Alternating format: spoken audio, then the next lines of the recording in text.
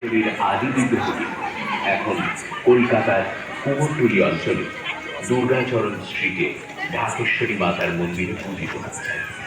1947 সালে দেশভাগের পর আদি বিগ্রহটি চলে আসে এখানে। দেশভাগের সময় কয়েক লক্ষ মানুষ ভিটে মাটি হারা হয়।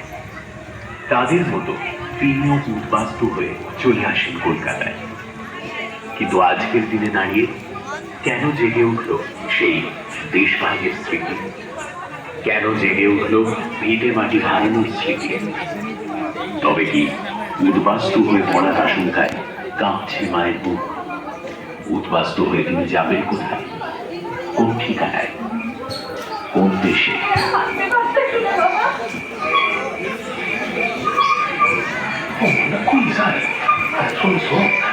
বন্ধুরা, ভারত ও বাংলাদেশের বর্ডার। কিন্তু চলে যাবে